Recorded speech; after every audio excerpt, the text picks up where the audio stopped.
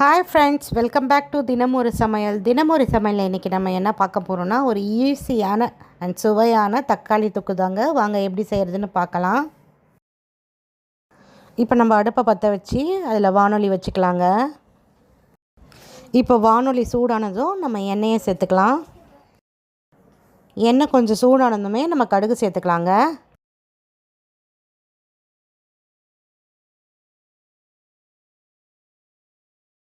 இப்போ கடுகு உளுத்த பருப்பு நல்லா பொரிஞ்சதும் கருவேப்பிலை சேர்த்துக்கலாங்க.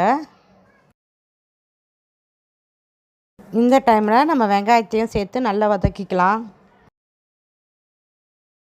இப்போ வெங்காயத்தை நல்லா கிளறி கொஞ்சம் வதக்கிக்கலாம்.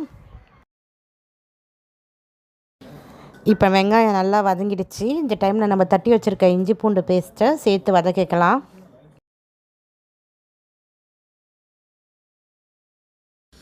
இப்போ வெங்காயமும் இஞ்சி பூண்டு பேஸ்ட்டும் நல்லா வதங்கிடுச்சு. இந்த டைமில் நம்ம கட் பண்ணி வச்சுருக்க தக்காளியை சேர்த்துக்கலாம். இப்போ தக்காளி வதங்கணும், அதுக்காக உப்பு சேர்த்துக்கலாம்.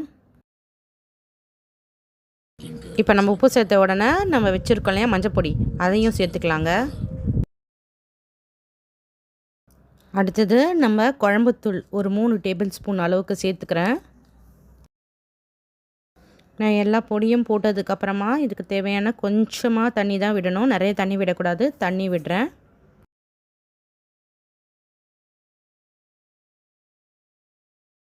இந்த டைமில் அடுப்பை சிம்மில் வச்சுட்டு குழம்பு ஒரு 10 நிமிஷம் மூடி வைக்கணுங்க. இப்போ 10 நிமிஷத்துக்கு அப்புறம் நம்ம இதை ஓப்பன் பண்ணி பார்க்கலாம். பார்த்திங்கன்னா இது நல்ல சுருண்டு தண்ணியெல்லாம் வற்றி ஒரு நல்ல பதத்துக்கு வந்துடுச்சுங்க.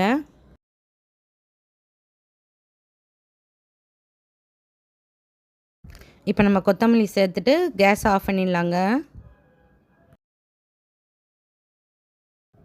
பார்த்திங்கன்னா நம்ம சிம்பிளான சுவையான தக்காளி தொக்கு ரெடிங்க. இப்போது இந்த தக்காளி தொக்கை சாதத்தில் போட்டு உருளைக்கிழங்கு ஃப்ரை வச்சு நீங்களும் சாப்பிட்டு பாருங்களேன், அட்டகாசமாக இருக்குங்க. இதே போல் ரெசிபி உங்களுக்கு வேணும்னா மறக்காமல் தினமொரு சமையல் யூடியூப் சேனலை லைக் பண்ணுங்கள், ஷேர் பண்ணுங்கள், கமெண்ட் பண்ணுங்கள், மறக்காமல் சப்ஸ்கிரைப் பண்ணுங்கள். தேங்க்யூ.